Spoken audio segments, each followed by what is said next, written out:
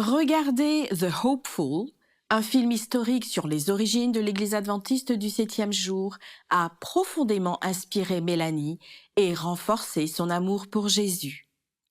Elle a vu ses propres luttes reflétées dans cette histoire, car elle avait abandonné sa foi après une déception douloureuse dans sa jeunesse, puis avait lutté contre l'addiction, la dépression et de graves problèmes de santé. Un accident dans sa salle de bain a ravivé sa foi et lui a apporté la paix qu'elle recherchait. J'aime Jésus. Je ne serais pas ici sans Jésus. Si cela ne tenait qu'à moi, j'aurais mis fin à ma vie il y a longtemps. Mais il avait d'autres plans. Bienvenue à tous. Nous sommes ici à l'avant-première du film The Hopeful à Chattanooga, dans le Tennessee. Je m'appelle Mélanie Chris. J'ai entendu parler du film par Rick et Sherry Stern, les propriétaires de l'entreprise pour laquelle je travaillais. Ils ont loué un cinéma pour que leurs employés aillent voir ce film.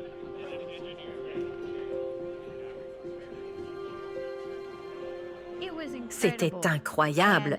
Quand j'ai découvert que c'était une histoire vraie, j'étais époustouflée. Helen est si inspirante.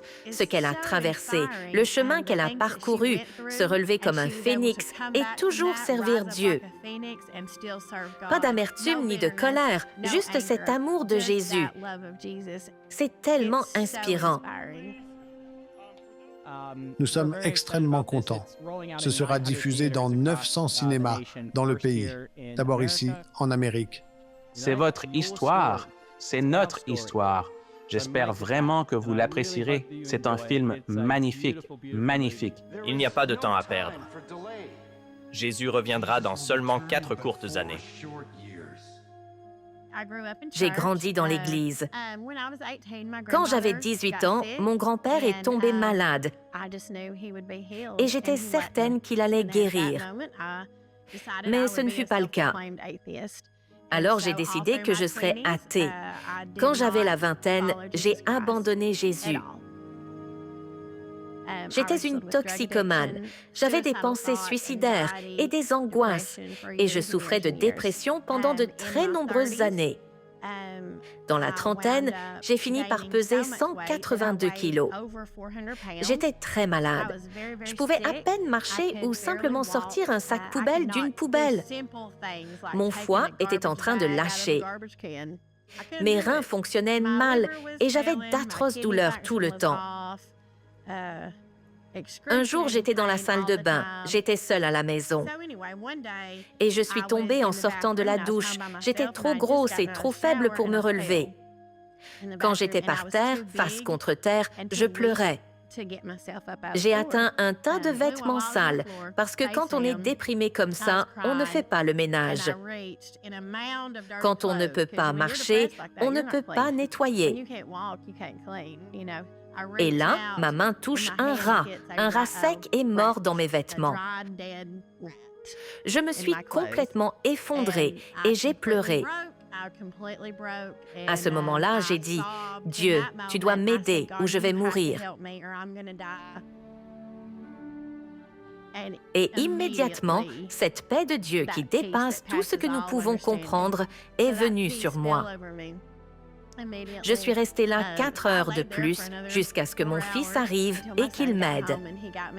Et je lui ai dit, « Ça ne va pas continuer comme ça. Je vais trouver comment aller mieux. » Alors j'ai commencé à rechercher sur YouTube et Google comment aller mieux. J'ai découvert le jeûne de Daniel sur 21 jours et c'est là que tout a commencé. J'ai perdu environ 13 kilos.